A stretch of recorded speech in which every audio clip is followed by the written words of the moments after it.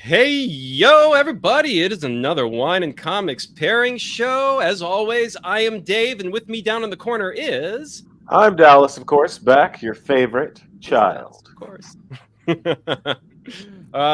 And with us, we have two very special guests today who we will introduce right after the opening. We are going to go live on Instagram real quick. I always have to jump over there and actually click that. We are live on Instagram. We are live everywhere that matters. Let's get to it, buddies. We will introduce our guests right after the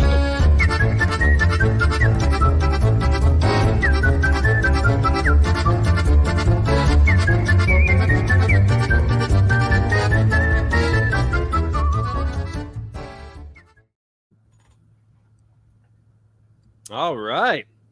We are here. We are live. Welcome, everybody who are watching us today. Sound off in the comments if you'd like to introduce yourself. We're not the best at remembering to put the comments on screen and respond to you, but we get there eventually. We will notice you later rather than sooner, but we will notice you. So please sound off in the comments. And today we have two very special guests, Brian Level and Kurt Belcher, the creators of... I think I have the cover right here. Boom! The Unsleeping Eye. 40 pages of very weird and crazy and dirty horror that we are going to talk about here today. The first of two issues, maybe more. I have questions about that. But welcome, Kurt and Brian, to the Wine and Comics Pairing Show. How are you doing today? Lovely. Thanks for having us. I'm good. Of course. Beautiful. So we do have a lot to talk about. I have a lot of thoughts on Unsleeping Eye. Sorry. The first thing I wanted to ask you guys, though, so you as a team are new to me. Have you worked together before? And if this is the first time you have done something together, how did you two meet? Give us that story. Just kick us off. Kurt, this is the first time we've worked together. Wow. Yeah, I mean, Brian can tell it better than I can. Agreed. This is the first time working together, and I've been a fan of Kurt's for a long time. We both draw comic books, and we both write comic books, and so it was always really cool to see what Kurt was up to, kind of parallel with me. I think we kind of hit different markets sometimes. Sometimes they line up, but when I kind of had the idea of the Unsleeping Eye, like I said this the last time we talked to somebody, like, I wasn't sure if I wanted to draw it myself. I did a couple little sketches and stuff, and then the more I started thinking about it, I was like, you know who'd fucking kick... Wait, am I allowed to swear on this? Yes. All right. We encourage it. You are now. Kurt would fucking kill it, and so, like, I reached out to him on my way back from Heroes Con one year to kind of find out if he would even have a vague interest in it, and we hit it off pretty well on the phone, and he seemed to be interested in it, and the rest is, in your inbox, I guess. Yeah, it is. Gorgeous. It is. And we have Brian C. in the chat. I'm Brian, here to hear about this project. Welcome, Brian. We're going to tell you all about this project. I am Brian as well, and I'm here to talk about it. So. Talk about this project. Brian C. Meet Brian L. Brian Brian. So for this project, and just to give, so Brian, you're here to learn about this project. Let me give you, this is the second project. We had someone on yesterday that was also like an impossible elevator pitch of a comic that we have on. And I feel like this is another one that is like a little bit, I would be hard pressed. I'm gonna give it a shot here, at least as a reader of this comic and not the creator. Like, my elevator pitch of this comic is essentially the Unsleeping Eye is a newspaper within this fictional town that has been overtaken by these very semi-demonic individuals called the Oddfellows, who I would describe as somewhere between the Deadites from The Evil Dead and Bob from Twin Peaks. That's about how they hit me. I don't know if the creators would agree with me on that. Yeah. But that would be my elevator pitch for the Oddfellows. And this town has been overtaken by the Oddfellows, and there's no way out of the town. And this newspaper, there's a handful of individuals that are running this newspaper, telling the stories of the town and what is happening with the Oddfellows for the town to know that they're not alone, to get the stories out there. That is the elevator pitch. That is bare bones. Yeah. First of all, I think that elevator is destined for the top of the Burj Khalifa, because that's a hell of an elevator pitch. parking level 4 to the penthouse All elevator, right, right? It's Burj Khalifa territory. But I would say I would echo that, but I would say it's the force behind the newspaper. That's just me. Yeah, I don't. The There is force no behind real. the newspaper. Okay. I don't. Yeah. I don't find it easy to pitch myself. Like Yeah. so. I just kind of like, instead of pitching the content of the book to people, I just kind of pitch them the vibe, which is essentially like supernatural residential horror for sickos. Like Lovely, Yes. lovely. much, Right up my alley. Yeah. I Yes. think there's a lot of emotional stuff in it too. It gets pretty heavy and pretty emotionally punchy at times. But Mhm. I think that's the unexpected element, and it's kind of funny. I don't know. We just Yeah. like making comics. It is. There is a huge dark humor going through it. It's weird. I will say, but weird in that way. If you like weird, It's sort of a wicked amazing weird. humor. Yeah, it's a wicked Yes. humor. It's it really is. It really is. Yes. It plays in that sort of uncomfortably funny territory that I really enjoy. Where there's some sick shit happening. I shouldn't be laughing, but it's hilarious. Yeah. So yes. I'm glad. Good And job. it's another. Yeah, it's a comic too that I give. I enjoyed this. This was probably my favorite part of it. As a vibe, is that you can't tell what the characters and the way they're responding to the horror around them, and the way the horror are responding to the real world elements is very off-putting. It's not what you expect at any point throughout the comic, and you can't. I feel like the comic we talked about yesterday and today share they're wildly different genres, wildly different tones, and yet the one thing that these two comics share, and I'm shocked we put you guys back to back because they're the first two comics that I've felt this from, and yet you came on 2 days in a row, is that like you can't find your sea legs with this story easily. Like you are along for the ride. If you're along for the ride, you have to be along for the ride. And just keep flipping that page and keep taking it in. But it's like, you're like, I don't understand. What are these things? And what is going on with these people in this town? And what is this newspaper? And why are they, what are they doing? And why are they responding to things that way? And it does seem to have a purpose. It's not like it's completely random and there doesn't seem to be a plan in place, but it's, again, you're peppering it through. Like, we are coming into the middle of this story. And the Unsleeping Eye and the reporters for the journalists of the Unsleeping Eye were kind of seeing things through their eyes for the most part. Yeah. I will say to add. I'm sorry. Go for it. No, go ahead. Go ahead. Oh no. Go ahead. Yeah. I will say it struck me as sort of an a old world pilot for a dark and stormy comedic series, but in that sort of mid-90s way where you weren't spoon-fed everything. You weren't given all the textures and all the tethers and all the connections, and you were dropping into the world to kind of figure it out for yourself, to echo what Dave was saying. And that sort of cinematic kind of pilot thing isn't something I generally respond to in comics, because I think many people write with that intent, which I'm not terribly into. But when it's done well, intentionally or unintentionally, I'm not sure, and I'll get some feedback on you guys from that. But it does kind of sing, and because of that, as I was reading it, Dave and I, our history used to be that we pitched and packaged and developed comic and graphic novel properties to Hollywood in terms of film and transmedia and television serialization. And if I were still in that business, I'd be knocking on your door right now going, okay, I don't care what you guys got planned. We're taking this out. Because it just sings in a cinematic way that it would be difficult, I think, for any gatekeeper to kind of read this, who was into that genre, that sort of blended genre kind of stuff. It would be difficult for them to say no, because it is really sad. Well, I was going to say nowadays there's more room for that. There's more places that specialize in this kind of story than when we were doing this. It was back in like 2010-ish type of thing, and it was a much harder slog. But these were the kind of stories that we loved the most, and they were like our what's the term that they always say? They were the cornerstone of our Yes. But they were the uphill. They Wow. were the uphill push, and we knew that, Yeah. but we did it anyway because they were the ones we loved. But so I'm really interested. So Brian, where the fuck did this come from?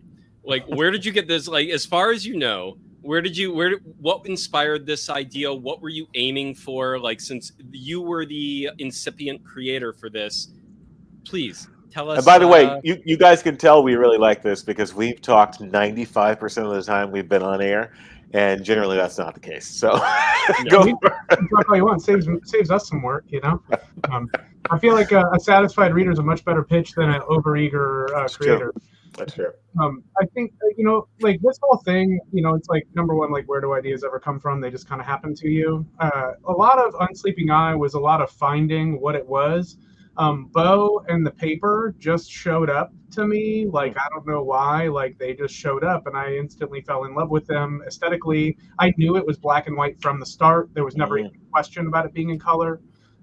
In terms of like that, like sort of, I guess, like you're talking about transmedia, like it is probably the only thing I've ever made that actually feels like an episodic television show. Yeah. To me, I think some because I'm very influenced by Kolchak the Night Stalker. I know Kurt and I have talked about a little bit, as well as the X-Files and Geeks and stuff like that. Like that's all kind of baked into my brain. But when the Unsleeping Eye came about, it was like, okay, these Oddfellows are showing up in my brain. These Mocking Pies, which are the unnamed creatures that are at the edge of town in the story.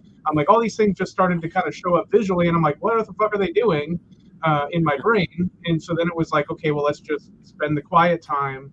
And because like for me, when I make stories, I just do nothing. Same. Like, making a story, I sit in the dark. Yes. Or sometimes it's a night drive, like a long night drive. Yes. It's just do nothing. And once the pieces came together, it was like, I can see this. I did a couple of sketches. Kurt saw them pretty early on.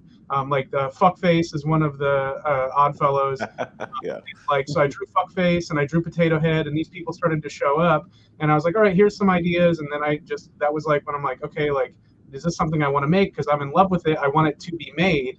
Is this something I want to make? And I think at the times because I have other stuff I'm doing too. And it wasn't like a matter of not wanting to do it. It was a matter of just like, man, I want this sooner than later, I guess. And I don't really want to wait on it because I was really in love with it and really kind of like pedal to the metal in my brain and in my heart.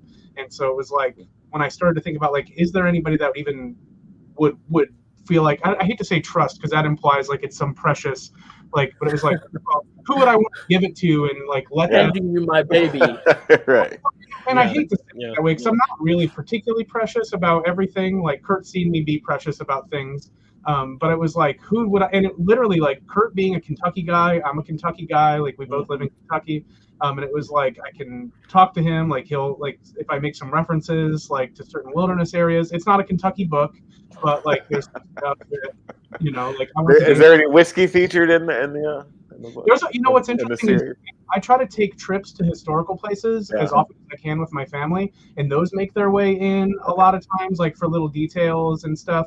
But like Unsleeping Eye essentially like was just born from Bo in black and white with the newspaper, and that was it. And then and then I just kind of meditated on the monsters, and that's what you get. And then I gave it to Kurt, and Kurt, if you feel like kind of how you started. Yeah. Where did that meet you? Where did you meet that concept, Kurt? Like what was that response? Where did you take it? I mean, when Brian first pitched it to me, it was pretty much fully formed. Okay. And it already had his visual fingerprints all over it because, like he said, he was doing sketches, and like when he got to things where he describes it as being too precious, but I just think he has a vision, and I want to get that vision out of the page. But when we get to points like that, I just ask him to draw something, because we're both artists, so it's easier to communicate that visually than it is to try to explain it, like in text messages or whatever, or on the phone. Just draw it and tell me exactly what you're looking for. Yeah. And that doesn't happen very often. The biggest one I think was the last few pages of number 2, which is already finished. Yeah, that already was drawn. An ordeal. Right. Why? What was the ordeal of it all? There's a lot of going back and forth. I don't want to give too much away about it, but it's there's a lot of detail in those last right. But there's one panel, and then the last page is it's all Brian. He basically drew the entire page and was like, just draw this. And I was like, yes, that's exactly what I'm looking for. You know, Yeah, I I think want we it to kind of have be an just epilogue exactly after that, what I right? envisioned. Do we have an epilogue after that? Like, it's not technically the very last page, but it definitely feels like this is like the defining final. So it's the punctuation, but yes, it certainly is. Maybe. Yeah, I can't remember off the top of my head. And there's a, but that's, you know, to your point, Dave, you know, you would kind of earlier were like 2 issues, and then maybe there'll be more. We'll have to ask about that. You'll see in issue 2, like, what, like, you're going to kind of be like, what in the fuck are you guys doing? Because there's no part of there's not to be like fair, I thought that after issue number 1, but sure. Yeah, and it was very satisfying. Tensions start to reveal themselves a little bit more. Like to us, like and to Kurt and I, Looky Loos is done. Like we finished the Looky Loos story. Right. And so like that's finished. That episode's complete. And you know, unless Kurt bores of it or gets too busy or can't, you know, just like we're gonna keep doing this until it makes sense to not do it anymore, because what it is very, very intense. And you know, who everybody is, why they are, all of that stuff is very intense. I don't get married to anybody. I'll just say that. That's my guy. Yes, absolutely. Everyone is fair game for a death in everything I create, especially in Mercurial. Yeah. Yeah. I love it. I'm excited. I'm not. I can honestly say I haven't been this excited about a brand new property in a while. So, yeah. And honestly, okay, and guys, Dallas gets excited far less often than me, so that is saying something.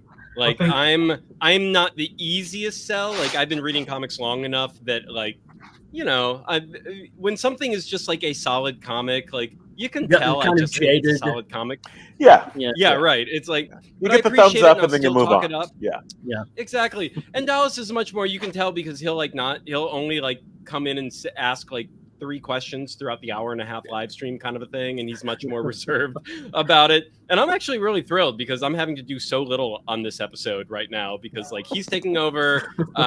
We're gonna make you guys take over here in a minute, and I'm like, oh, this is great. But I do think me and Dallas had the exact same reaction to this, which is just super intriguing. Like for a first issue, I knew from the look of it. And by the way, I did want to ask, talking about the look of it, the black and white, when you knew it was black and white right from the beginning, was that from the newspaper side of it? Because that's the part that just made perfect sense to me. Is I'm like, this is based on a newspaper. Like, of course, it's black and white. Or was that it was just a gut instinct, and you didn't have like necessarily a conscious thought about it per se?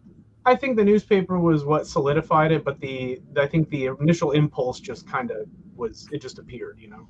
Okay. Was just there anyway. Yeah. Kind of a black and white book from the get-go. Yeah. The way he was thinking, I think. But I mean, the way it plays into that newspaper concept, though, is that, you know, most of the book is black and white, but Brian is good friends with Riley Rossmo, who did a variant cover for us, and he actually went and wrote a story for a newspaper, like a color edition, like a Sunday color edition newspaper, and actually wrote a news story about it to go with that image after Riley gave it to us, because it's a completely, I'm sure you've probably seen it on the Kickstarter site, but it's a completely bizarre image, just amazing. He just went crazy with it. Yes, we will share the Kickstarter page and go down it. We will share everything so everyone can see as we're going here. But so real quick, Kurt, let's jump here a bit. Let's talk about your onboarding into Comicville, Comictopia, the comic verse. Like, what's your background? How did you get into all of this? Yeah. Well, I mean, I've been drawing from a really young age, which I'm sure most artists probably can sympathize with. But I've been making comics for probably 20 years, early 2000s. Just in various different ways, writing, drawing. I've been doing comics, I've been doing illustration, I've done movie posters, I've done, you know, a whole bunch of junk. But as far as comics, that was just always my first love. You know, it's like when I was a kid, that's all I wanted to do. I just wanted to make comics. I didn't, you know, it was like, I don't care about anything else. Just give me comics and I'll be satisfied as long as I can make comics.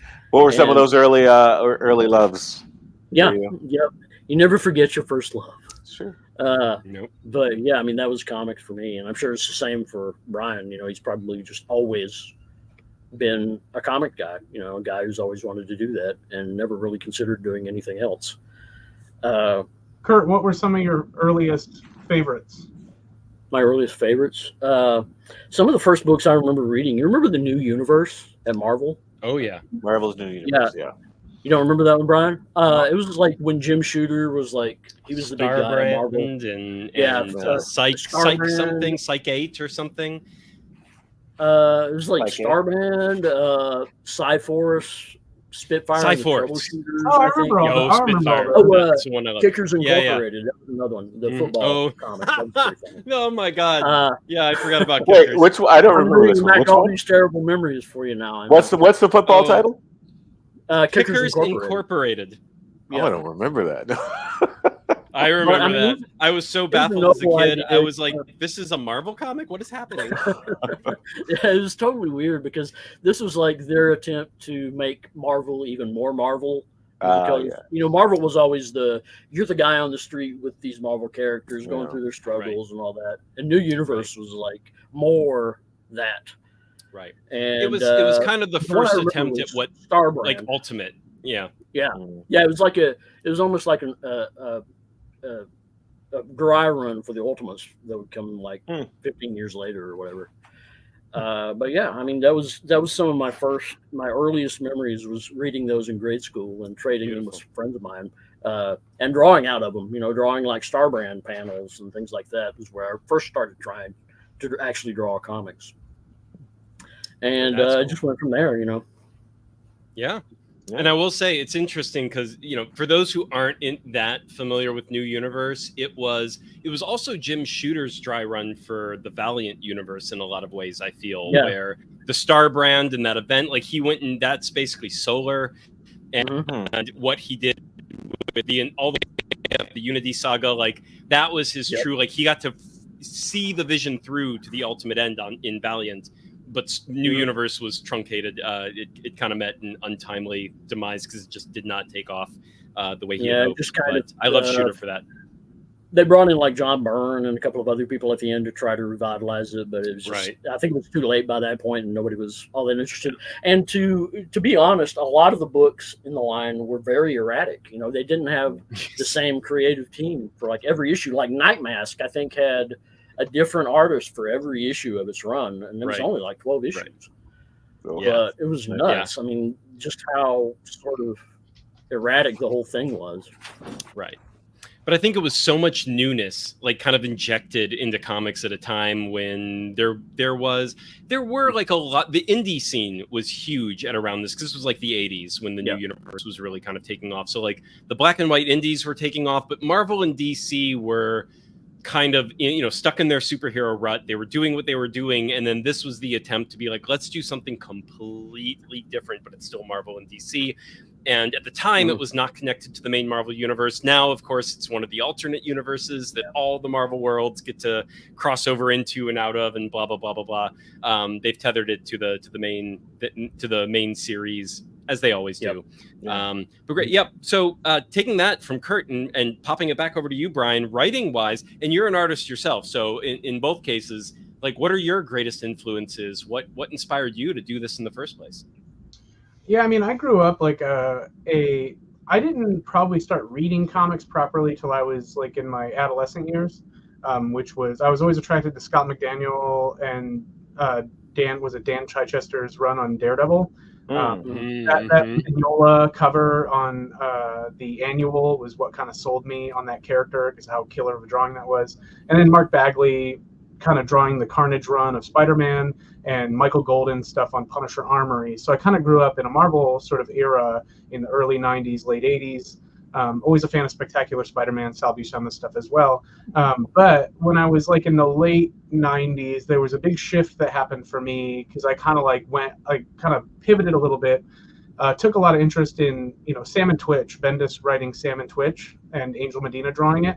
That was like a huge, pretty pivotal thing for me, because I was like, this is crime comics, this is horror comics in a superhero universe, and it really kind of did a number on me. So that really was a big shift. And of course, like staying with superheroes like Joe Quesada's and Kevin Smith's run of Daredevil, those two titles were pretty like that flipped a switch in me. I've been a Daredevil guy my whole life. And so having Bendis take that over after Sam and Twitch was massive, and then Brubaker, what really got me interested in writing comics over just drawing them, because I drew them all through my youth. I did all kinds of stuff when I was a kid. But it was probably around 2009, 2010, 2000. It was probably 2010. I decided to make a comic. And so for anybody that doesn't know anything about me, I'm also a professional tattooer. I have been for over 20 years now. And one of the things I was like, you're either really into them or or he's really into them. Yeah. Or he's really into them. Yeah. So being a tattooer for as long as I have, I love tattooing like as a craft, as a trade, and as a business. But if there's one thing that's for certain is that you are beholden to the client for the content of the piece. And so kind of returning to comics was a big sort of like, well, I can start writing and drawing my own comics and no one can tell me anything to make. So it became a chance for me to be really expressive. And I've always been interested in story, like I've read comics for my whole life, essentially, a big fan of movies. And I'm not as big of a fan of television unless it's like the right one. But generally speaking, like movies and comic books have been huge for me. So I started working on my own stuff. And then, of course, like trying to devour things, like getting into Stray Bullets was Titanic for me. A lot of old Bendis stuff from the Caliber years, going back and reading Fire and Jinx and stuff. That was, and I don't feel like I write as wordy, maybe, but like I think the influence. I don't think anybody writes as wordy as Bendis does. I love Bendis, but it's like it's panel after panel of just dialogue. Right. I mean, Alan Moore in script form with his panel descriptions, but outside of reading Alan Moore's actual comic scripts it's wow. Dialogue basically. Yeah. I have his Jerusalem like 1,000 page novel behind me here somewhere, which I still have not braved actually beginning, but I bought it and I have it. But one of these days. Have you ever listened to him read his prose? No. Actually. It's really lovely. Like he'll do readings of his short stories and stuff like that. Like he did, and even put to music at times because he's a musician as well. But he just had that Illuminations come out, I think, that's all short stories. So yes. Like kind of if you want to dip your toes in, I guess that might be a way to do it.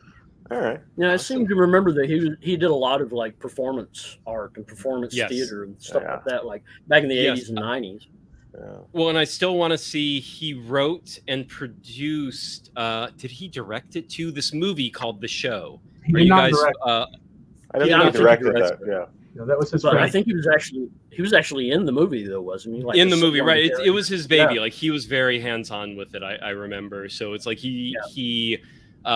it's why he made it, because of course we all know he's very anti-Hollywood movies and things like that, like adaptations. He's like, hell no. But this was his one that he's like, this is mine.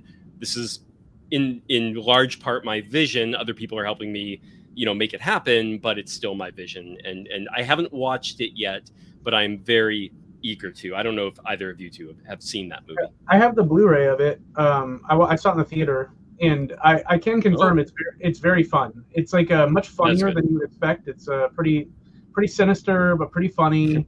It's a neo-noir set in Northampton. And I think the story goes on the special features. He's largely like spawned because I can't remember his first name. Jenkins is the director, and he's a photographer, notably. And so they wanted to do, and he wanted Alan to write something for him so he could direct it. So that's how they did these short stories, like that they call show pieces. Right. And then the show happened after that, so it kind of became this collaboration. And it's a lovely little story. My wife watched it. We had a blast. It definitely has like that numinous energy underneath, like Wet Streets sort of stuff, Right. Good time. Right. Awesome. It's his Maximum Overdrive, huh? I would say maybe more. It definitely feels more Twin Peaksy than like. Right. I was gonna say I feel like Moore was probably more on his sober years when he finally made this, unlike Stephen King during Maximum Overdrive, which was exactly the opposite of that. Yeah. But yeah, I'm looking forward to that. I bought it on like HD digital, but I've been sitting on it. I just haven't. Once again, I have not gotten around to it, but I did want to support it when it came out because I was like, this looks cool. It looks good, or it looks interesting to say the least. So, but good. Yeah. Awesome. And it's lighter than you would expect. It's pretty heady, of course, but it's not very like heavy. So like you can kind of throw it on and enjoy it. Well, I'm forgetting who on social media said this. Someone fairly embedded in the comic scene made a post not too long ago arguing that Alan Moore was a comedy writer more than people understood. I agree 100%. Yeah. Yeah. And when he said it and then he laid it out and he's like, think about all his greatest works and what they're doing and how they're doing it. And I was like, yeah, all right. And so when you mentioned it's funnier than you expect, I was like, actually not anymore, because ever since I read that post, I was totally sold on that he is funnier, obviously like more satire and black comedy, but still comedy for all of that. So, I mean, if you look back at Watchmen, everybody takes the wrong lessons from Watchmen. It's like Watchmen is just serious, gritty drama, and it's like, no, he's completely talking shit about the entire superhero. Right. Uh-oh. You froze, Kurt. Wait a minute. Let's see if you come back. No, we lost Kurt. I'm going to try the trick with Kurt that I do with Dallas. I'm going to remove him for a quick second. Bring him back to the stage. Come back to us, Kurt. There you go. Okay. You were saying, think about Watchmen, and then we lost you. One more time from the top. I think he can't. I don't know if he heard us. Uh-oh. Can't hear us, Kurt? Oh.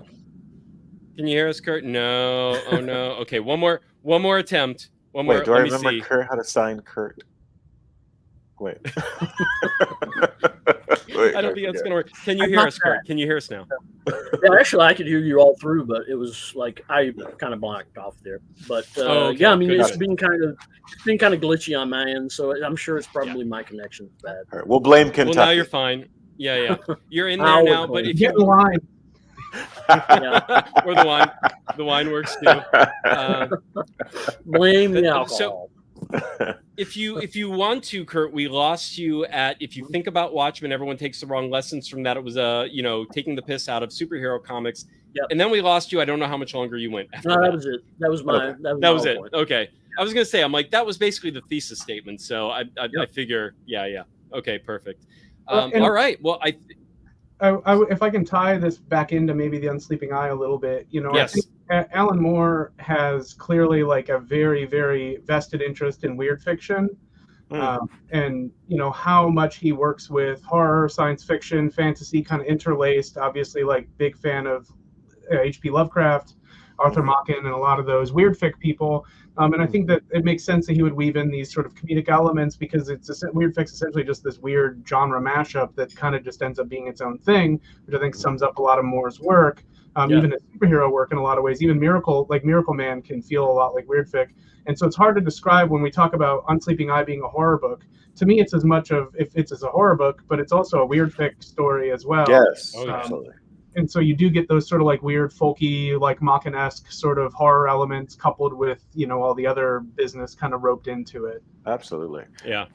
And I think that alone, like you said, at its core, maybe not at its core, but there is a very specific horror theme vein running through it. But because of the character work, because of the backstory, because of the ambiguity of the characters, we get some great sort of slice of life stuff. It's a slice of weird life, but it's a slice of life. And I think that lends to the cinematic kind of serial quality that I'm responding really well to, which is very difficult to get me to do. So bravo, assholes. Appreciated. Weird was definitely a word that I used a couple of times in the opening, and it's a word I do keep going back to just thinking about this comic, is again how off-putting the whole thing is, how off-putting the narrative is, where you feel a little adrift with the characters or the characters know more than you do about what the fuck is going on, and you're kind of more figuring it out as you're very slowly feeding us the information as we go as to like what is happening in this town, how long it's been happening, what all the sort of goes setups are, back what the to newspaper is. Your earlier point about being, not being able to find your sea legs. Yeah. It kind of goes Yes. back to like, I think both of our loves of Lynch, in the fact Yeah. that you don't really know Yeah. what's going to happen next in any of his projects, but there's always that humor. It's not a humor for everybody. It's a Lynchian humor, but it's that humor that goes through all of it. But it also has that emotional element because of the family and because of their experiences they're going through. It also has that depth to it that you really want from a story. Right. The reason you mentioned Lynch, and I think part of the reason I responded so well to this project is that when I discovered Lynch's humor, it mirrored my own actual experience of finding the most macabre and most ridiculous situations, finding humor in it, not looking for it. It was just, things are just funny to me in moments when they may not be to other people. And so I think that's a defense mechanism, a survival mechanism, more than anything else, ingrained in that sort of hardware there. And I think you guys do such a great job with that in this first issue, that it just, it sings. It really does. It really does. Yeah, there's All the right. whole. I think a lot of stuff gets kind of labeled as Lynchian, Yes. and I do feel like Unsleeping Eye can definitely wear that pretty well. But it's never really like, I feel like I'm not chasing an aesthetic. And I know Kurt's not either. Right. But I definitely It's a think small piece of it. Yeah. Yeah, I don't call it anything you want as long as like it's working, and exactly. There's the right amount, and so it makes me happy when people relate it to Lynch, but it also makes me a little insecure because I don't want to come off like I'm trying to fight somebody. But I do think we have similar creative processes. Like when you hear Lynch talk about creation, it's not too different from my own, and I'm sure Kurt has similarities as well. I think the depth and stuff that you might sense in it, or the experience that you're having, is, I think, like, for me, the reason the Unsleeping Eye works for me personally is because I just don't. I want to be. I don't need anybody to tell me anything. Like, I just want to see what's going on and figure it out from context and not figure it out either. I think Kubrick said one time about like horror is like good horror always has rules, but great horror never lets you in on what they are.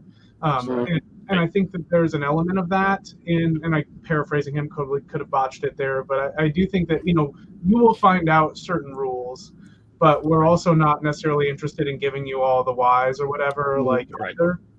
Yeah, Brian has talked about this, and I have talked about this before. The idea that we don't want all the answers, we don't need all the answers. We just need a good story. That's boring. Right. All the answers are boring. Unanswered. Yeah, right. Part of the story. Well, and I would say that is, one of the reasons I think the term. Yeah. Yes, and I do think one of the reasons the term Lynchian gets thrown around as often as it does is how few other people have been as successful with that kind of weirdness and managed to enamor so many people with the same thing, especially in terms of film, which is where that term usually mostly gets thrown around. And a lot of weirdness. I think that's one thing that people take the wrong lesson from that, like kind of like Moore, is that they think Lynchian, well, you just have to be weird. You don't have to have any kind of direction or meaning behind anything. And they also think often that he invented. At the same time, you want to capture that vibe. Yeah. You want to capture that Lynchian vibe, but you don't want to just be weird to be weird. Right. And to Brian's point, does a really good job of that. Yeah. Yes. And to Brian's point about the good horror has rules, but they don't. Great horror doesn't let you in on them. It's that I think that's the thing where it's like the weirdness works because there's a actual vision, right? There's this kind of consistency to it where it's not just weirdness for weirdness' sake. It's not just throwing random shit at you with nothing that is cohering it all together, even if you couldn't put it into words in terms of like a narrative or in terms of like you couldn't map out rules per se. Like they're not giving you enough, but at the same time, I think audiences or some of the audience at the very least that likes this kind of shit, like they can sense when something has a vision behind it to where they're like, I don't know why this works, but it works, versus this is just a bunch of random stuff being thrown at me, and I don't throw get it at the wall and see what works. Yeah, I mean, a good example of that is the Oddfellows. You don't know exactly what the Oddfellows want. You don't know what their purpose Right. is exactly. You just know that they're not good and they're after something. And I think that, you know, as a sort of a like you were talking about, a pilot episode, that's sort of something that's going to get you to come back for the next installment, you know, the next episode or whatever. The thing about television pilots is that there is a certain sort of, not an equation, but there is this sort of rubric that is built in to the medium that, you know, whets the appetite enough for you to return. And when you marry that, I think, with the open-ended sort of narrative possibilities of the comic medium, I think if you hit the right notes, which you guys clearly done, again, I keep saying it just fucking sings. And Brian, as a creator, I get it 100%. If someone says to me, "Oh, this is so Stephen King-ish or Lynchian," it's like, "Oh, okay, thanks. Could you never say that again, please?" You know what I mean? And honestly, it's an honor to be compared, but right. because it gets taken by so many and co-opted by so many, like, it turns into something else. Absolutely. Yeah, you're never quite sure exactly how they mean that. It's like, do you mean that off Stephen King, or just have the vibe, or like, or do they just lack the verbiage to say anything else than anything else than the reference of Lynch? Yeah. Well, and I think a lot of, like, whether it's Lynch or if you're going to look at like Peter Greenaway or like just looking at film people, or even like Dan Klaus's like A Velvet Glove Cast in Iron, you know, Louis Buñuel and all these sort of like surrealists. Reference. A lot of this stuff. You're working in the symbolic, not in the literal. Yes. And the Unsleeping Eye is operating a lot in the symbolic. It's more of a straightforward mystery, but like the backdrop of everything in the world that you're kind of immersed in is not to be taken for granted. Like, we don't typically name things willy-nilly. We don't like give you locations willy-nilly. Like, it's all very, and I'm not saying that to like turn it into Lost, where, you know, it's like, oh, you know, come on, not another reference, stop it. But it's like, you know, like there's all this symbolic. I get it, Brandon. I think the guts and the heart and the spirit tends to capture when symbolism is being thrown at it. Yes. Even if the mind can't quite put it together, like you're able to just kind of ride the wave. It's like it's like being in a riptide, you know. It's an emotional tether to absolutely. And I think that's what I wanted to do in writing it, and why there are certain things. Poor Kurt, like every 10 or 12 pages or so, I'd be like, it's got to be kind of particular, man. No, I drive my collaborators crazy as well, is what you're saying, Brian. Like that last page is probably the one, or that next to last page is probably the one that you were like, no, you need to have to draw this symbol like this. This symbol has to be this, you know. And I was like, oh, sure, yeah. I mean, I was just drawing, you know, sort of what I kind of thought I saw in the sketches, but I wanted that clarification. I wanted it to come through exactly what he was trying to communicate. You know, and those symbols, it's like you don't need to know anything about those symbols. You know, the kind of stuff that happens in the background. But again, the vision. If you want to go and look into it, you can learn more about it. Yeah. So the details do matter, even if we don't know why. Yeah. Sorry, I didn't mean to cut you off there, dude. No, go ahead. I was just saying, like, it's like there's a logic to the symbolism in a way where, like, you as a participant in the story, in my, like, the way that I feel about it is, like, even though I don't understand what's happening, like, I know that, like, this is all going to work out, like, in some capacity, even if I'm not given exact answers to exact questions. Like, I know that, like, this is constructed with care, and so I can trust the ride, and I hope that that's how people feel about the Unsleeping Eye. Yeah. Perfect. All right. On that note, let's go look at the Unsleeping Eye, shall we?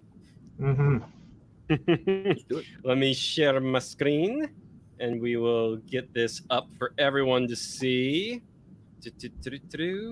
All right. The Unsleeping Eye, number 1. Let's get the title up there. The Unsleeping Eye, Ghoulish Intruders, Burning Churches, Citizen Journalists, Perfect Milkshakes. I did like that running theme as well. The town of Mercurial welcomes you. Almost there. 1,200 to go. Come on, guys. And 149 backers. Good job. That is fantastic. Yeah. 10 days to go. All right. So, getting down into the nitty gritty, we do have a pro. Should we play the promo? Do you think? How long is the promo? I think it's like 30 seconds. Yeah, go for it. Oh yeah, let's play the promo. Yeah. Yeah, let's do it. Oh, it's 50 seconds. Whoops. Yeah, even better.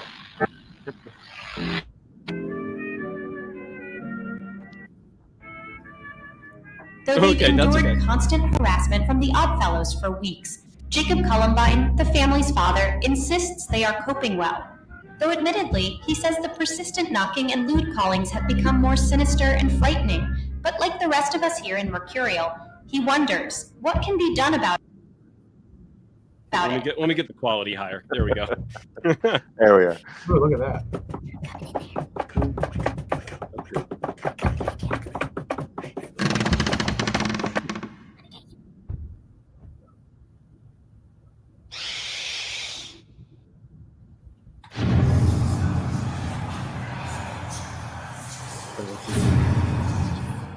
Yes. Yeah. Good stuff. Drenched. Big shout out to my atmosphere. buddy John Yost for putting that together. Yeah. Yay, John. Thank you. Beautiful. Yeah.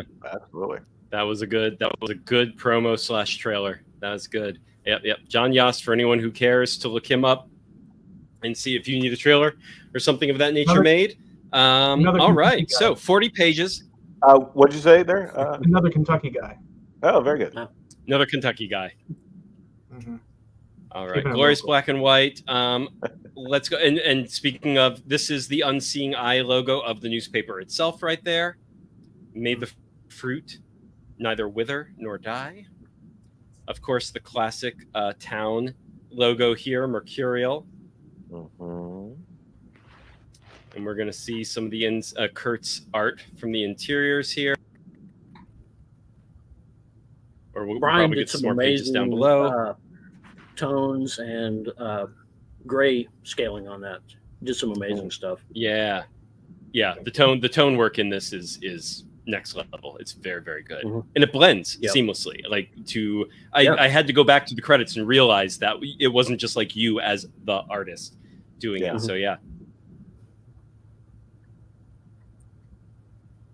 So There's yeah, some fans of of Silent Brian's Hill to sketches there. Some of his original sketches.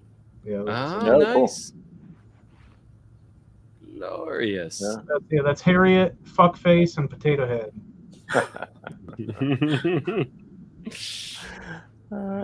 Inspired Lord. by anyone in your life or your past there, Brian? God, I hope not. See, I'm the opposite. Very- I'm like, yes, everyone I dislike is now a villain. Or See, with Brian, it's buried deep in the subconscious. He's There just you like, don't know. I hope not. mine If is it right on the page. I changed one letter of the name. No, My mom said if you don't have anything nice to say and all that, that's right. If you don't have anything nice to say, just make up a different character with your That's right. name. Have There it you go. in your head. It'll be representing that guy. That's right. Absolutely. So I would love to just take a second and I just love that last page with the burning church and really giving the Yeah. like the way that Kurt kind of builds that like awful sinister atmosphere.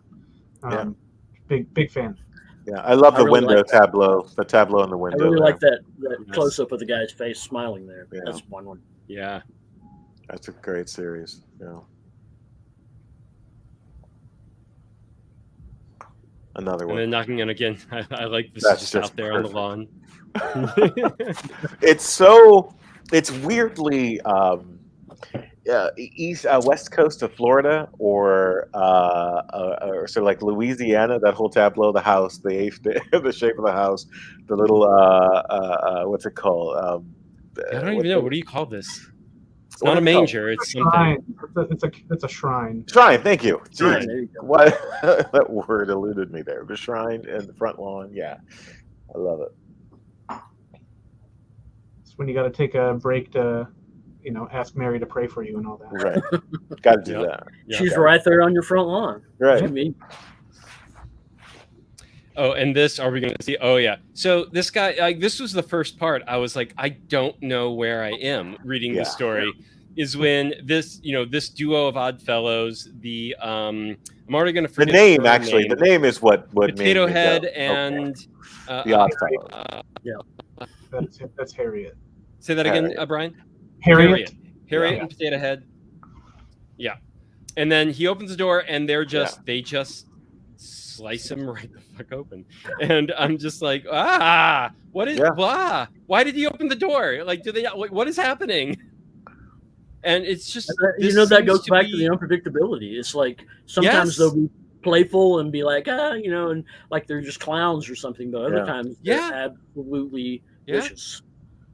Yeah. I mean, I think that's where in my head I started to think of the Deadites from the Evil Dead thing, where it's like, they're joking, and half the time all they're doing is throwing jokes at you and not doing anything else except maybe chasing you or something. But then sometimes when they get their hands on you, it is gruesome AF, and they rip your face off. Right. I'm a big fan of the Deadites, so. Oh, that's damn right. Damn right. All right, so stretch goals unlocked. So we haven't hit stretch goals yet because we still got to get funded. Don't forget that. But if we can hit 6,500, we get a postcard from Mercurial. Backside featuring additional depth for Looky Lou's story. Awesome. And digital backers get a digital version. 1-inch pin badge. So just that like all this stuff is made. So I'll have to send you, if I remember, I'll have to send you that postcard so you can see the back. Oh, yes. Yeah. Okay. Awesome. It's messed up. Definitely. Well, definitely do that. I think I'm a digital backer, so you can send me the digital version when this funds. Cool. Well, I'll just send and if we make the if you make the goal, please send it. Please send it. And then the pin for $7,000. Unavailable for digital backers, of course, because it's a pin. I mean, he can send you the image that he prints on the pin, but it's not really the same thing. I'm going to include some wallpapers and stuff like that for digital backers and all that. Okay. There you go. Cool images. And then again, Unsleeping Eye sticker. Once again with the newspaper logo right there, and then at 8,500 we get the mini poster of the full. So this is basically this is not the cover, but this is the mini poster. So this is used as the Kickstarter image up above, but it's the mini poster. Yeah, that's the B cover. That's the B cover, right? Yeah. It's without all the articles and stuff. It's just like the large. Your virgin cover with just something underneath, saying what it is. Yep. Awesome. Ooh, prayer cards. I like that. Nice. Full of cards. Prayers and added story context, but of course, awesome. Another short story set in the town of Mercurial. If we get all the way to $10,000, and critters $10,000 plus $10,001, we get a raise. Nice. By $1, so everyone gets to split the $1, and then anything else beyond that is more dollars. We can each take 50 cents. Correct. Yes. Beautiful. Okay, and then rewards. Let's talk about the rewards. The covers. Let's go down here. Cover A by Kurt is, of course, the full newspaper, which has, and that's a full wraparound. So that's what the comic will look like when you unfurl it. It's this half on the front and this half on the back. Correct. And here is the B cover, also still in the newspaper. Here's that beautiful image, but you're still getting the same info, I think, being... Yep, A and B have the same articles. Okay, cool. And then C and D have completely different content. Okay. Look at that. Here's C and Lori. Beautiful. And when you see that one fold up, it's it's just a beautiful, quaint town, and then it's like all that hell beneath. It's he just killed it. The hell current. Your mother is hell. Your mother is in hell. Oh, in hell. Okay. I didn't see the in. I was just the your mom jokes is like your mother is hell. I was like, wow, that is okay. That's a different texture. Slightly different texture. That's a different texture. Riley Rossmo. Not great. Yeah. Say again, Brett. Exactly. I don't have great penmanship. The Oddfellow is not great penmanship. Oh yeah. No.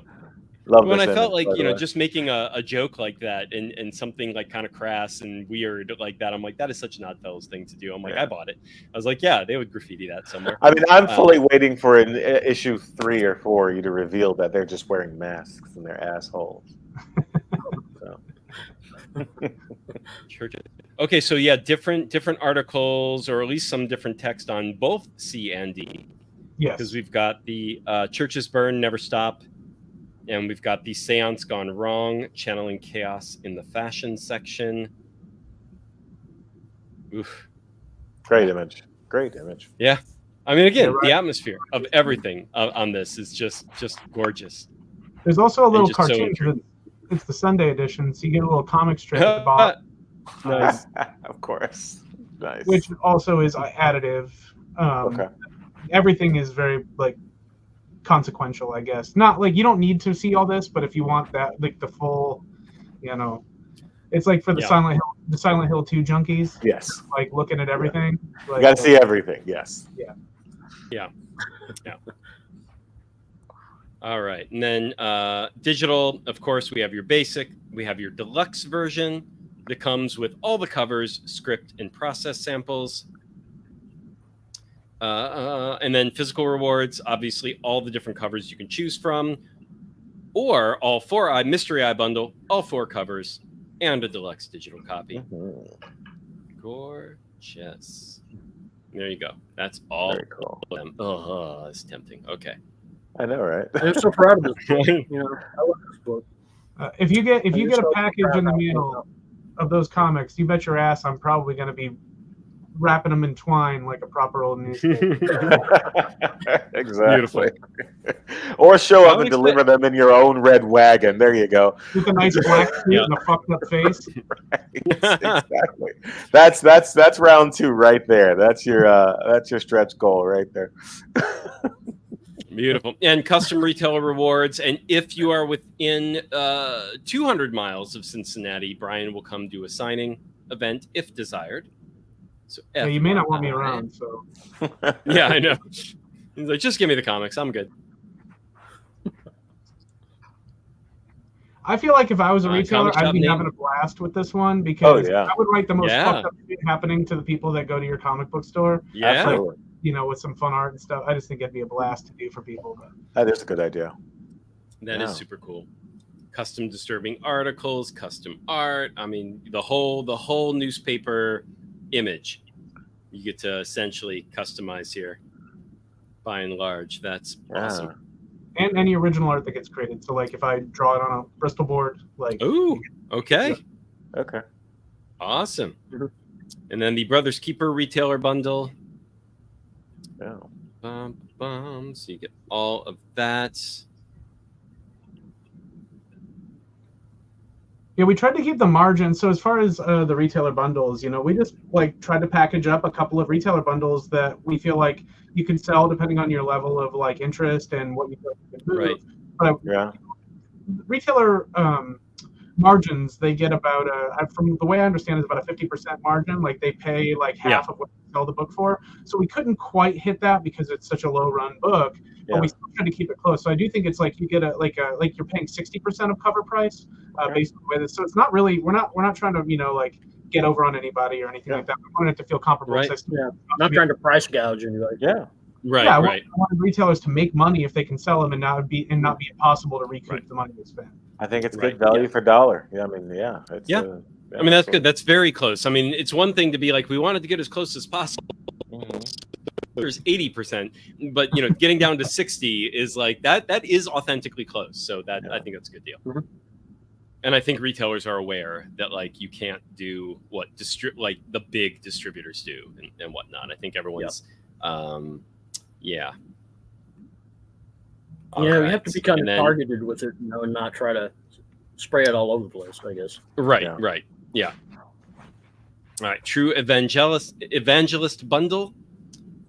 And that is also for retailers, I'm assuming. Retailers, Yeah, yep. All these True are, like, Yeah. evangelist. Evangelist. Evangelist. I know. I keep wanting to say Evan, and then I'm like, Nope, that's not how. Well, the there's a word goes. great band from the early Evangel- 80s called Evangelists, which I listen to all the time, and everyone who ever listens to it thinks I'm a mental patient because it is the most random music. But it's just so satisfying. Anyway, go on. Interesting. All right, I'll have to look that up. I've never heard. John Never heard Vangelis. John who? Vangelis.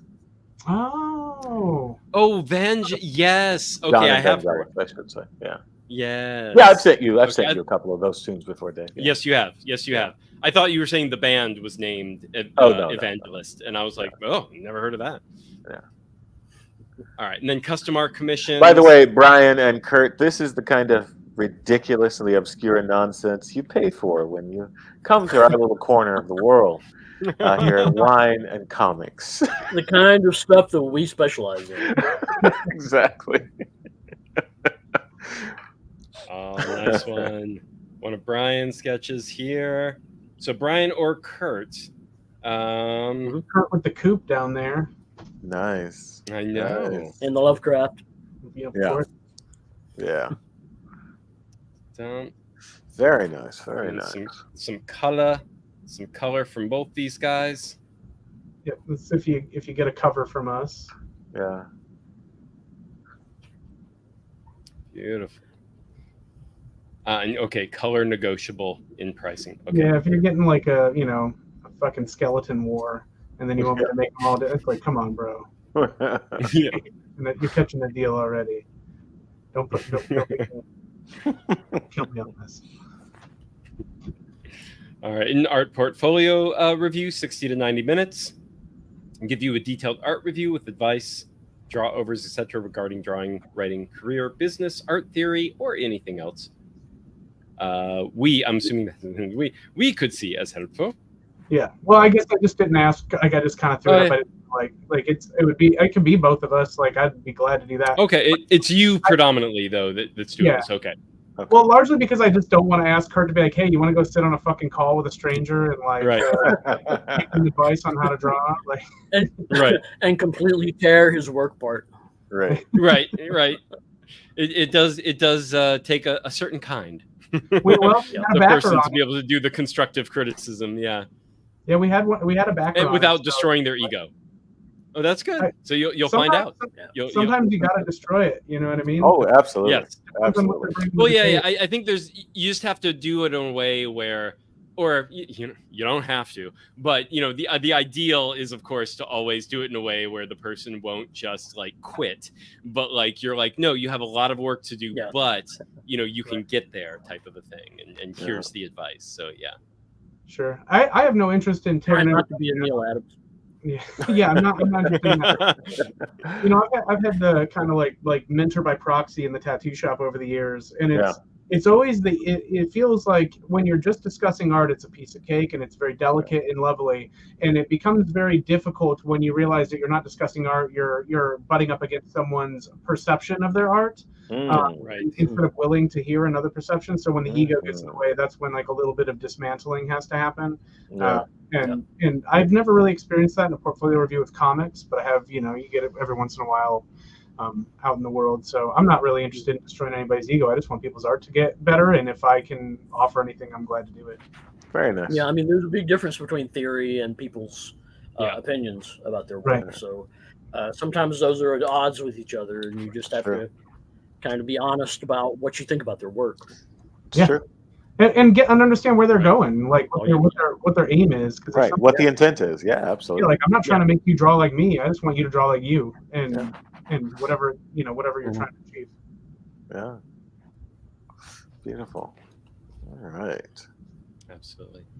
All right. Yeah, I think we actually had a backer for that. I think coming up for that earlier one, didn't we? Yeah. We had a backer for the one, I believe he said. Yeah. Yeah. I thought so. Yep. I know earlier on we had a fairly substantial backer who had to drop his pledge, and so that kind of dropped us back down from where we were. So, but we've got all right, Guy. If you're listening out there, all right, bring the money back. Come back. That's right.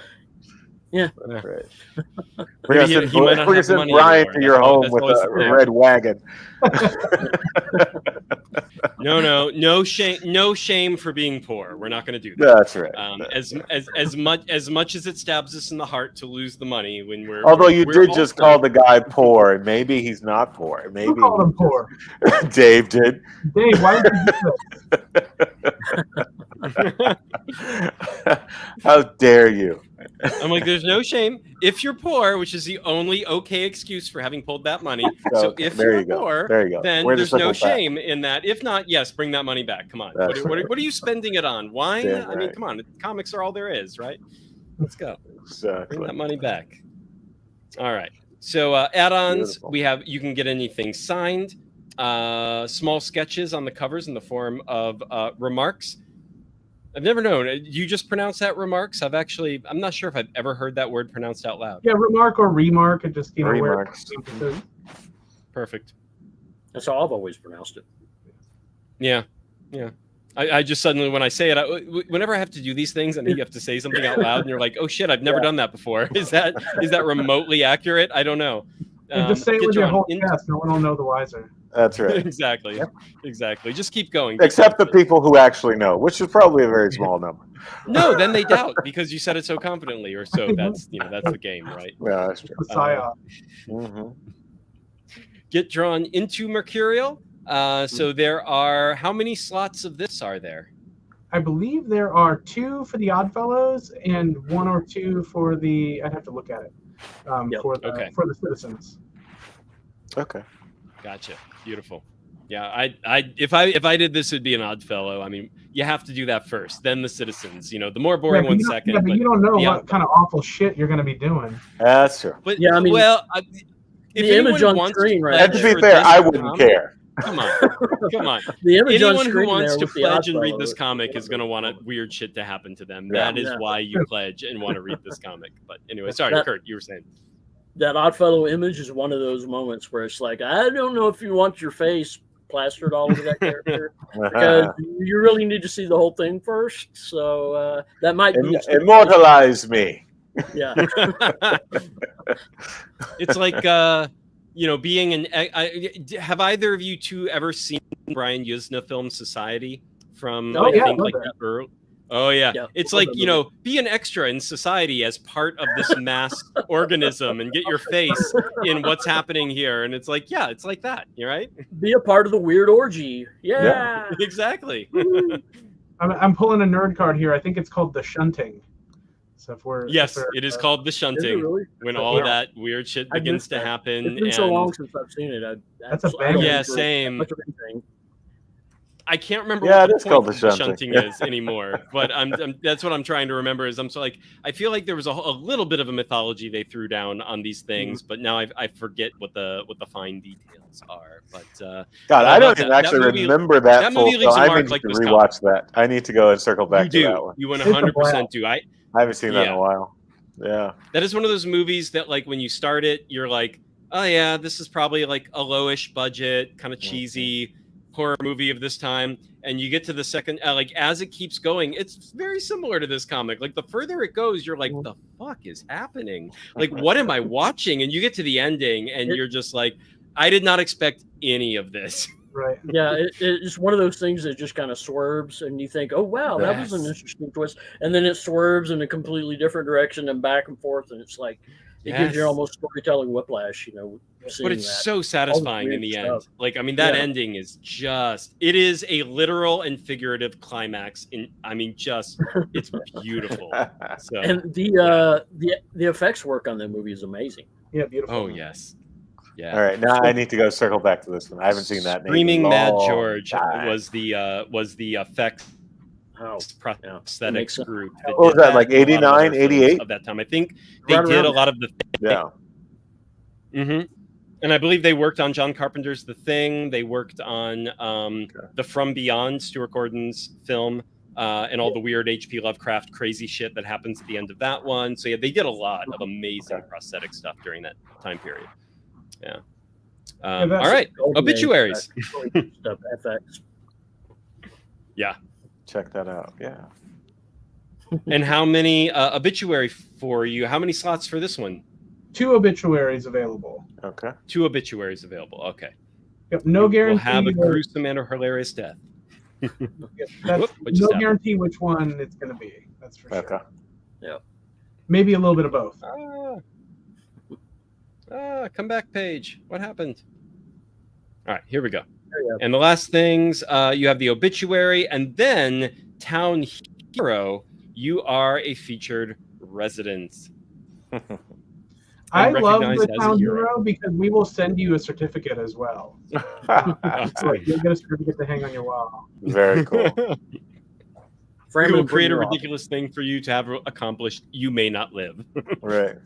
I can't tell if you mean that as in you might not live, or sort of like you're literally taking the privilege away. Like you may not live. That's between you and God. That's right. Exactly. All right, and yeah, it will include one-off printed certificate to be mailed to you for proud display. Awesome. And the Very team: cool. Brian, Kurt, and Blake, of course. Doug. Blake. Gorgeous. All Very right. good. Very, very, Anything else we should mention about this campaign, or have we covered it pretty good? I think we spent a lot of time talking about, how fucking weird the comic is and how fucked up it is. Which I'm grateful for, because I don't think that it's a comic for horror fans. You know what I mean? Like it's not like we're not like out here trying to like make a metaphor about your dad or whatever. Yeah. Like it's Right. but, like I do think This isn't a Rorschach test where it's like, what? I don't know why you showed me this picture. Why are my parents fighting in this picture? Right. But I think the thing that maybe we didn't touch on that I just kind of do think is an important factor is how much I give a shit about these characters and how much Kurt gives a shit about these characters, and that they are like, we really like spend a lot of time talking about them and what they want and how they act and what they're kind of like driven by. So like they're, and I think you guys read it. So like, Bo is pretty complicated. Like Rivera seems a little less complicated, but I think she's, the more that you get into it, the more you kind of see like what she's kind of up to. And the world is complex as it is. I think people are as complicated as the world is. Yeah, And I think there's some I think conclusions that Rivera jumps to in that are like kind of have you scratching your head and thinking maybe there's something darker in her background. Yeah. And I think, as I said, you guys, it is definitely a piece for horror fans, but it's also a piece for individuals who like that sort of those dissonant worlds that you might find in sci-fi or in heightened drama or dramedies or dark comedy. It has such great emotional texture between the characters and backstory, even within the family in the beginning. Like, we don't even know what their real profiles are, and you're dropping these sort of hints, and you're also doing a great job of crafting a solid character profile that keeps us interested, that it is equal parts horror and sort of dissonant drama, for lack of a better term. And I appreciate that. Yeah. I think we were going for that. I do think, like, as much as it's... I'm sorry, who am I cutting off here? I feel like I'm cutting No, off. It doesn't matter. Go. I mean, as far It don't matter. As much as it is for, like, fans of, Shadow over Innsmouth and, like, Coming Out of Space and Silent Hill and, like, Twin Peaks and all this stuff, I also think, like, if you wanted someone to rip the guardrails off of, like, Riverdale, right? Or, like, Castle Rock, or these like more sort of prestige television, like, I mean, it's like definitely like all the guardrails are off. Like, like, but I still feel like there's some appeal there, like toward that like weird like residential nightmare of like this underbelly of a town that you just are getting glimpses into thematically and conceptually. That really excites me. Even the positive spaces feel a little like dangerous to me. Like the Morning Star Diner, for example, like is a place that they go for refuge to get delicious milkshakes, but still feels dangerous. And I just like that about our town. I think it's easy to make you uneasy. I think. I think that dissonant idea, like what you were talking about, Dallas, that's something that we kind of strove for. Was especially in the like, you're not really sure what era the comic is, because the fashions, the home furnishings, the cars, Yes. all that are like, what era exactly is that from? You know, there's no like cell phones or anything, but Right. But there are just everything papers. around it. Yeah. Right. So there are papers, right. Right. So the reader is left to wonder if that's some sort of post-apocalyptic or post-digital kind of affectation, or if it's pre-digital. So It's just like this is the 60s, 70s, 80s. So we've got like way different models of cars and eras of cars. Yeah. And of course, the dad in the story, he looks like he's something out of the 70s or 80s, button-down collar, the alligator shirt and all that. The polo shirt. I think there's a foreign stash even. Foreign stashy thing going on. I love that mustache. It's interesting though, because with this story, I didn't even notice the lack of cell phones because who would they call? Right. There was never, like, with everything that was going on, this town seemed so sequestered. And as the story went on, I got to realize that they were cut off from the rest of the world. And I just sort of took it as that one of those unspoken rules where it's like, this is how things are working, even though we're not coming out and saying it's how it's working, that there's all the people just seem to be in their own little bubbles, in their own little worlds, even within the town. And they're either with each other or doing their own thing. The newspaper, they're all, like, people are connecting with each other without needing to call each other. But it never even occurred to me that people weren't picking up a cell phone and calling each other, because I'm just like, why would they? This is not this story. That's a big part of the newspaper being a part of the story, is that's how people kind of communicate with each other. That's how they get their news, is this Unsleeping Eye newspaper. And I don't know if there would be any like normal newspapers, or if that is like the de facto newspaper in town. But that's how everybody kind of keeps up with everybody else there in that little isolated world that they're in. Yeah, I love it. Was I just gonna ask right before we? Oh no, I waited too long. Now I've lost the one last thing I wanted to ask about the story before we move on to the wine pairings. Was it about technology? Because I did have something to kind of touch on with technology. Okay, go for it. Jump in. Go for it. The tech in it, like with Kurt, kind of making reference to like the eras and being a little bit confusing in terms of time period and this, that, and the other. And the same goes for technology. But for me, I don't really even feel like it's a place like. Have you ever seen It Follows? Yes. Yeah. Like, nobody remembers that book reader that she has. It's like a clamshell shape. And it's I always wondered what that was. I was like, is that some kind of like, like a woman has a like a vanity mirror to look at herself? Right. Yeah. Or what is that? But then there's like information going up and down the screen, and it's like they don't explain that. That's actually a good point, Brian. I did not make that connection the first time I saw that film, that device alone is sort of this really open-ended placement. It's enough to make the world feel slippery and where you're like, all right, like we're just playing by these rules now, not by my rules.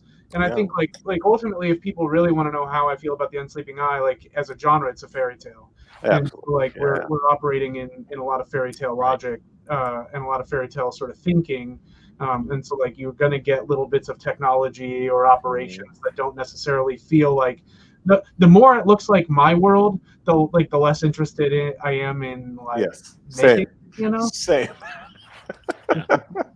Same. I will say though, with It Follows, it is also a great poster child for a movie that did lay down way too many rules and tell the audience, and then proceeded not to follow them. In the final in the final act.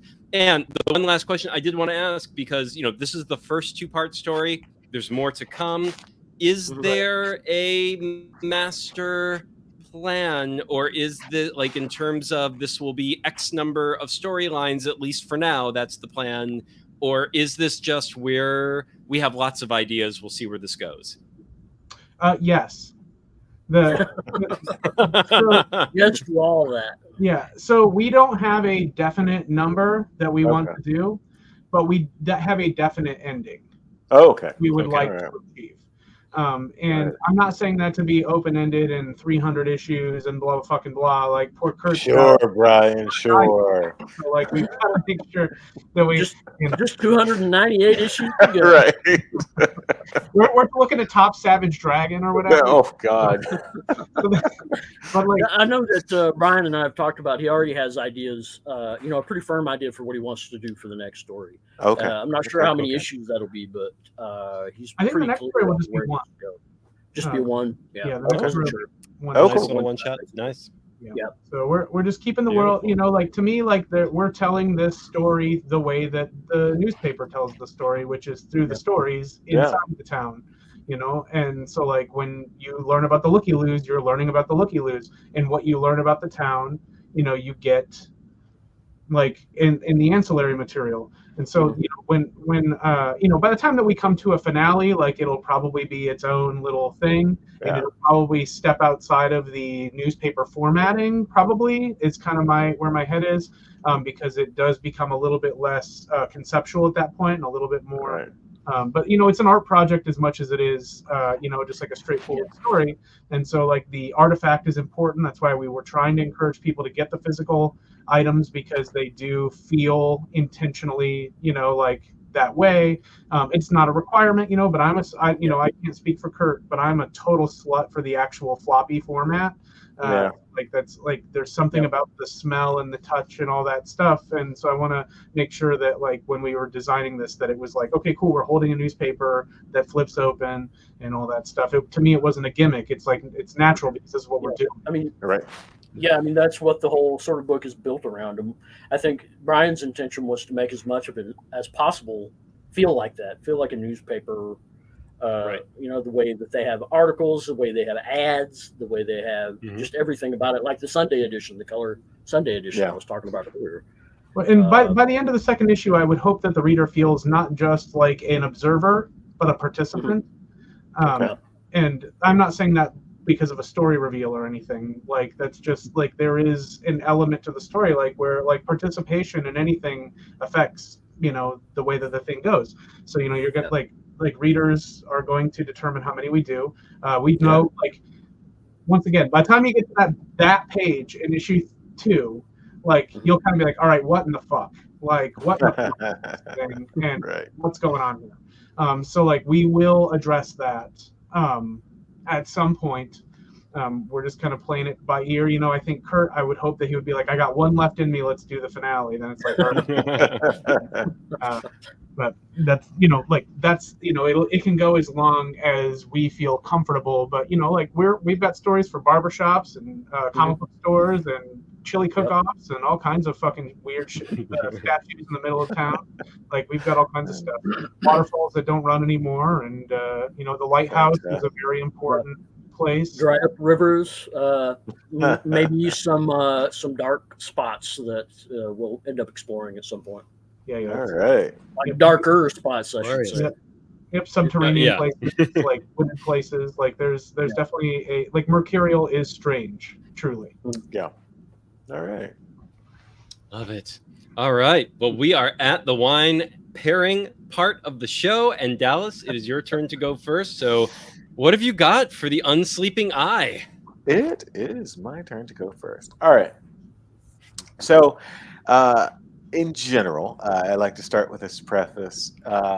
I choose either the wine I would want to enjoy as a passive observer in the world of the comic or graphic novel, meaning I am the Where's Waldo guy standing against the wall while murder, death, and mayhem are happening. I will never lift a finger. I will continually sip my wine or whatever I happen to have in my hand and enjoy the world that unfolds in front of me. Or the wine I enjoy while actually reading the comic. And for me, this one was actually tough. Generally, the pairings aren't very tough for me.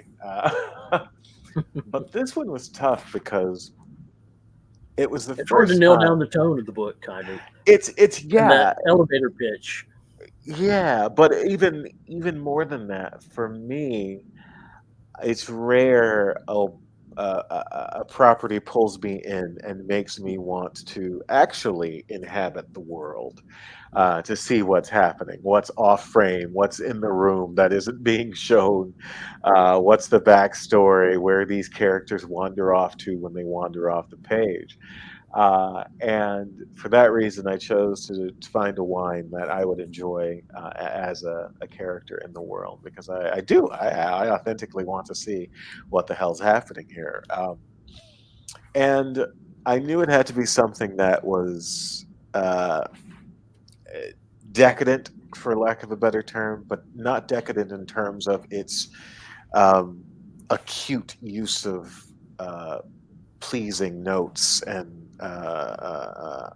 compliments, but more specifically, a wine that stood completely on its own, that opened up over time, that was unique, that was singular in its way. And for me, that class of wine, if I'm thinking of reds, I usually go to the Iberian Peninsula or Spain or Portugal.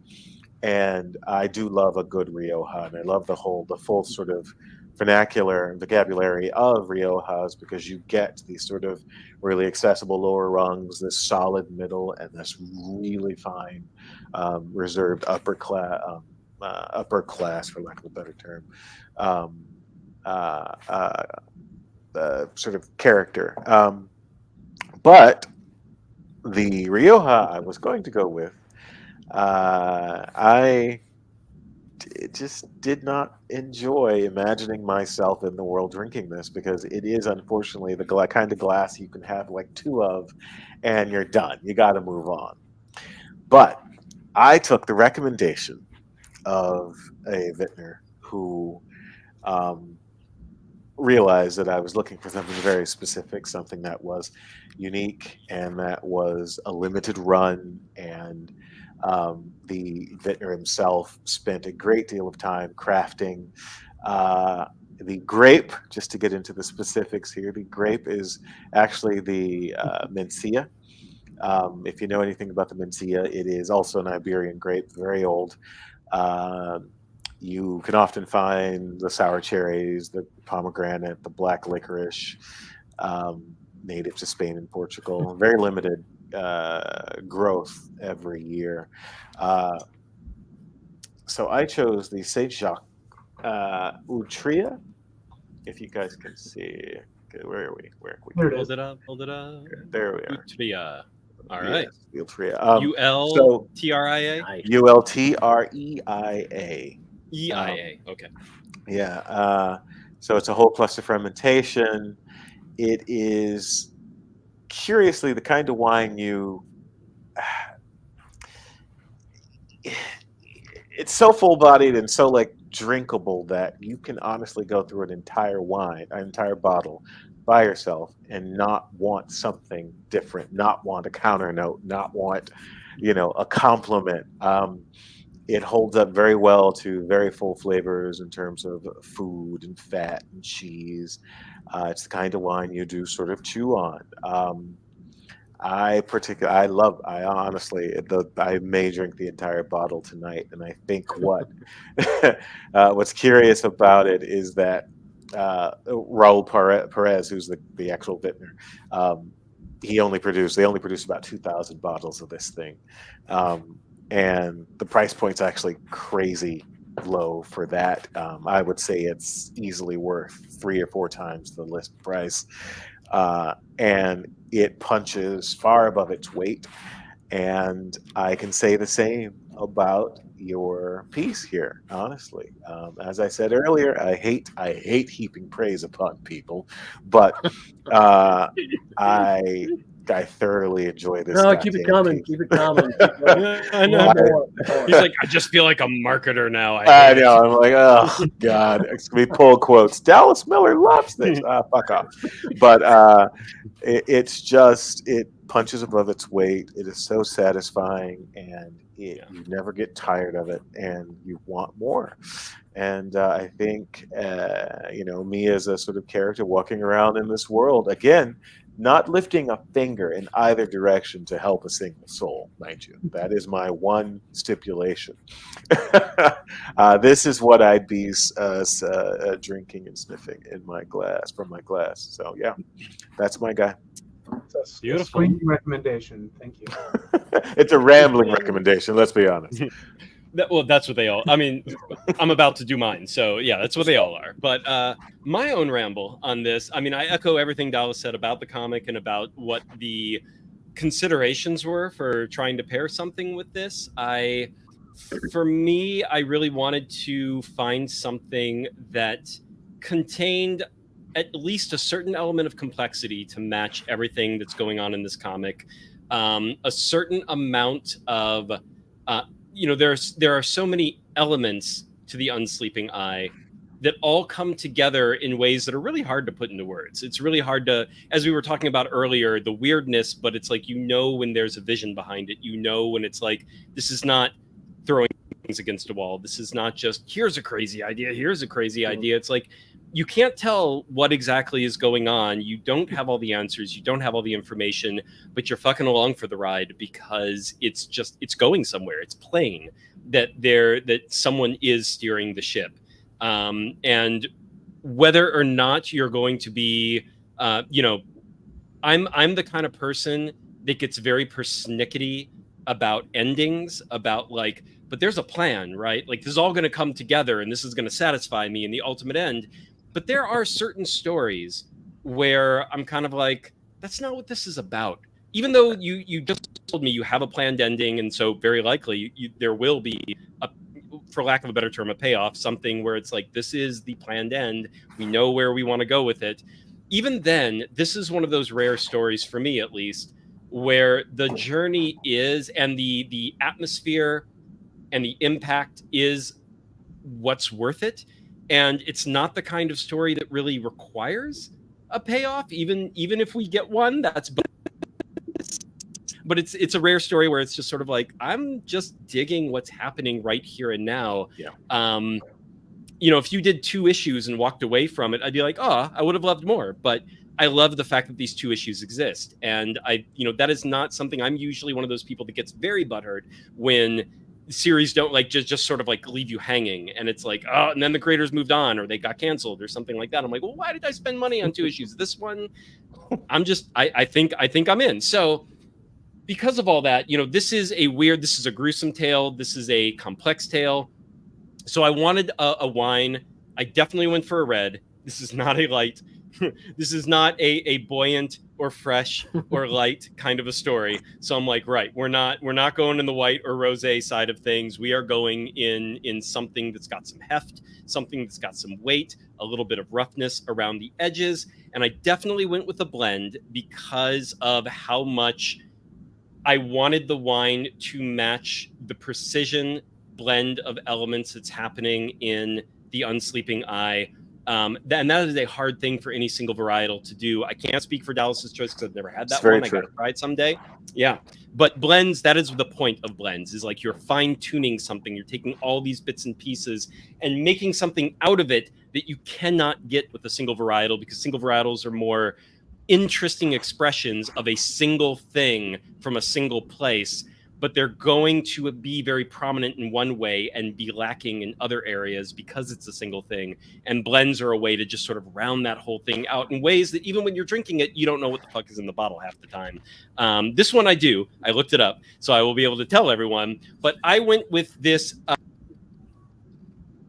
It is a wine called Painted Fields Curse of Knowledge from the Sierra Foothills.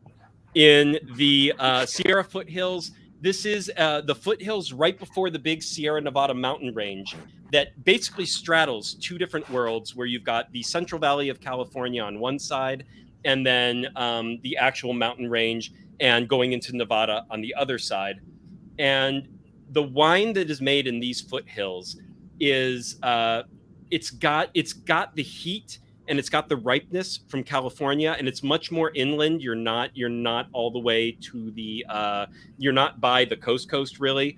Like, so you're gonna get something nice and ripe, but you also have some elevation. You have these rolling hills where the drainage is wonderful. and you can really mix and match something that has this gorgeous complexity that is still very pleasant. Like, I mean, this is kind of, as Dallas was saying with the Rioja, you can only have 1 to 2 glasses. I could drink this bottle in one sitting. I mean, it's a problem. It's one of those things where I need to pace myself because it's so well balanced. This is the 2019 that I'm drinking. And this one in particular, the blend does change year to year because there is such a thing called vintage variation, where every year it gives you a little something different. So they change up what the blend is to try and get the same final effect in how you have to blend those grapes.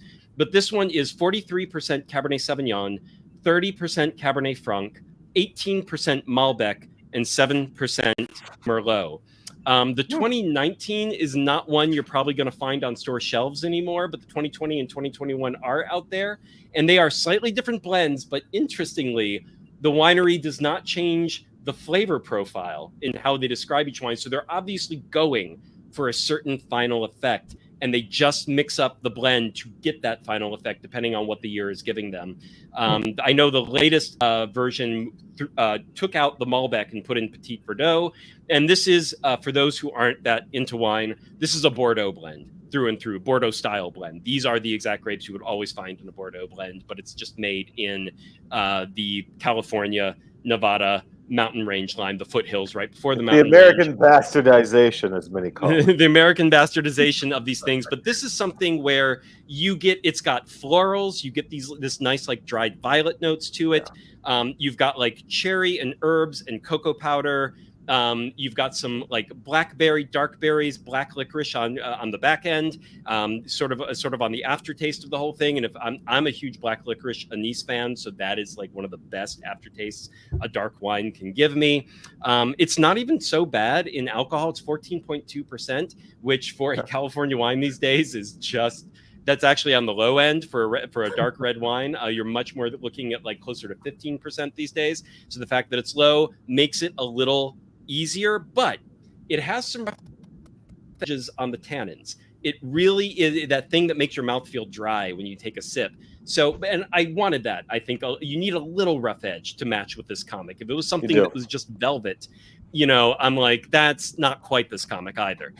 So I wanted to find something there. Obviously, I love that they called it Curse of Knowledge. I was like, that's fucking perfect. So that alone also. More perfect than you know, actually. I bet. I was like, you know what? I wonder if I say that. Like, obviously, there's the whole like the newspaper spreading the information and things like that. Yeah. But there's also, we don't know what's going on in the book. So I really like the comparison to that. And I'm glad to hear that there are things I don't know about the story yet where that's going to work really, really well towards that. So this is one, it's not quite as rare as Dallas is. This one, they make about 900 cases a year of this particular wine, which is like 10,000 bottles a year. So it is out there. You can probably find this. It tends to be around in like your Bevmo Total Wine type places. Definitely on the West Coast. You guys, Google it online, see if there's anyone carrying the Painted Fields Curse of Knowledge, and any vintage, go for it. Like I said, the winery, I double checked all the other vintages, and they keep describing the flavors and the profile of the wine completely the same year in and year out, even though the grapes change up. So I think you're going to be safe getting any vintage of this one. But that is my pairing for the Unseen Eye. All right. Eye. Good so stuff. Sorry. All right. And then to wrap us up, we always ask our guests, yes, to bring on a comic they're loving and pair it with a beverage of their choice. So I'm going to go with the person on my left on the screen. So Kurt, kick us off. What have you got for us? Say that again. You kind of cut out there for a second for me. Oh, sorry. What was the question? This is the thing where you guys bring on, you shout out a comic you've been enjoying or loving and pair it with a beverage, any beverage of your choice. Doesn't have to be alcoholic, doesn't have to be wine. But yeah, what have you been loving? I've been loving a lot of stuff recently. Strangely, a lot of Marvel and DC stuff, which I haven't really been as into in a while. But can I do like a classic comic? Is that okay? Absolutely. Absolutely. One of my favorite comics of all time was Destroyer Duck by Steve Gerber and Jack Kirby. Remember that one from Yeah. Eclipse in the 80s? I love that book. And the feeling of it was always sort of like, it's kind of serious, but it's Gerber, so there's going to be weird stuff in there. There's going to be a lot of humor. And so the thing that it always reminded me of, and this is kind of probably lowbrow, but Mike's Hard Lemonade or Harder Lemonade. I don't know a specific flavor. Yeah. Probably Original. raspberry, something like that, because it's Okay. that very berry. Yeah. taste to it. A little artificially sweet. Sort Yeah. of, something like that. Yeah. But also All a serving that with would probably with be the mine. lemonade part, right? Yeah. Very similar. Yeah. Yeah. All right. We take that. It's not the Yep. the most left of center pairing we've had. We had the White Claw Warrior with what was his name? Like, What was the prop? What was the Travis? Travis Gibb brought on White Claw. Travis Gibb did, time. the We were White like, Claw. It's his nickname now. Like he's never gonna live that down. Yeah. So Beautiful. So Brian, what do you got? So I'll run with two here. I don't drink alcohol, but I have a very vague knowledge of it. So It doesn't have to be alcoholic. You can go with a purely non-alcoholic beverage. That's fair my game. my first one was going to be non-alcoholic, and I'm going to say Stray Bullets, and running Stray Bullets with a weak dripped coffee and one teaspoon of sugar. wow. And you could house an entire pot, and by the time you're done, your vibe is going to match the frenetic nature of that book. That's a good way to think of that.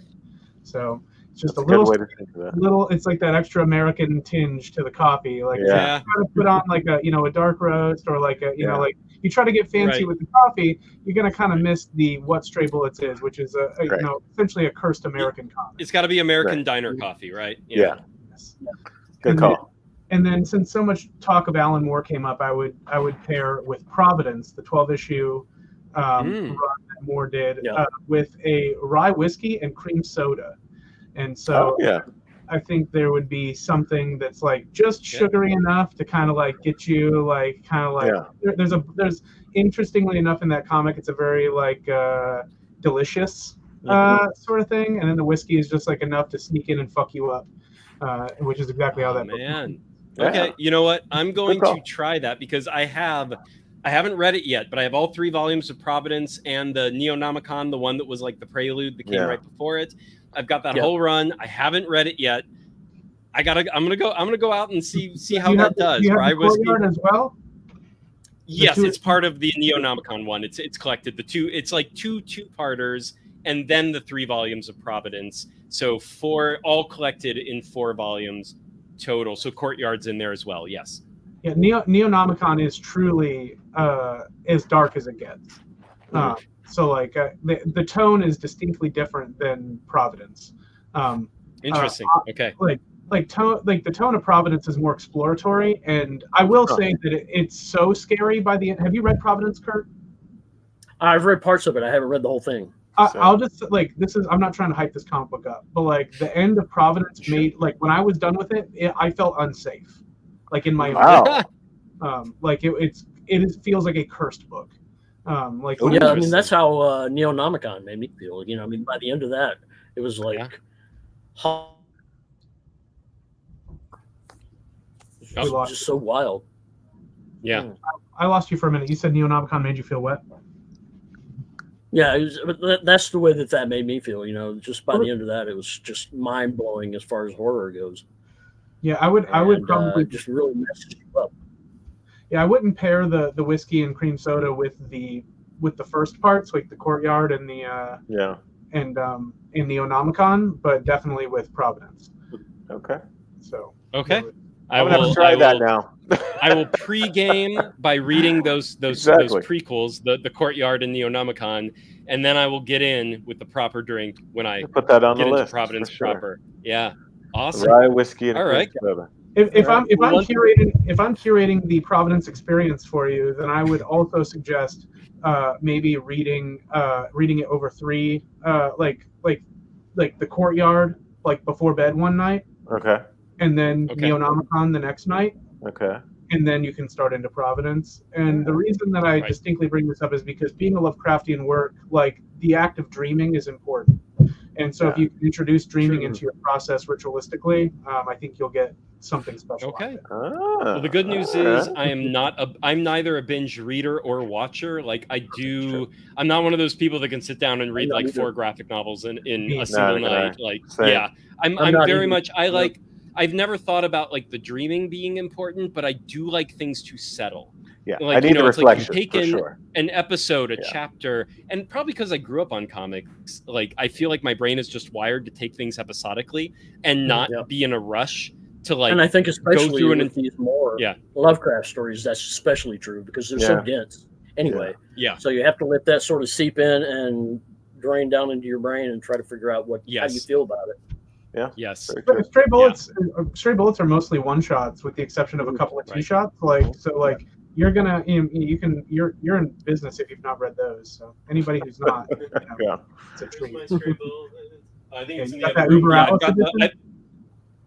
I've got the 1-book edition of Stray Bullets. Now I've read like 2/3 of it in single issues back in the day. I was getting them in single issues back in the day, but I've never read like the final third. So that's another one that I'm looking forward to sitting down and like just going through the whole thing slowly, but surely through the whole thing at some point. But all right, that sounds like amazing. Great stuff, guys.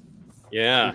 Great all right. stuff. Once again, guys, for everyone who are still with us, there's still some of you. Right. And you know what? This is my thing with comments. I never do. By the way, John was with us a John. little bit today. John, rock on. Good to see you here. John W. Y2K. with Part-Time Comics. Brian C., I think this was when you were freezing on us, Kurt. He said Y2K 24 years late. There we go. All right. I'm just going to blame it on Brian C. That's right. This has been the Wine and Comics Pairing Show. Once again, Brian Level, Kurt Belcher's The Unseeing Eye. Woo! The Unsleeping Eye. Yeah. Gah! I will remember this title when I shout it out loud one of these days. That is on Kickstarter for 10 more days or until April 20th. Help them get it. Let's get some stretch goals unlocked as well. They're almost funded, but help them out. Hopefully we have banner waved this plenty on the show. So if you're watching this now, if you're watching this as a recording a little bit later, go over there. I put the link in the comments. It's also below this video on YouTube. So click over there, get that link, go find The Unsleeping Eye, and just, treat yourself because it's really blew us both away. Hashtag thank you so facts. much, Kurt and Brian. Thank you very much. All right. Thank you so much, guys. We are signing off for now. Good night. We will catch you next week, everybody. That's the See end you next of week.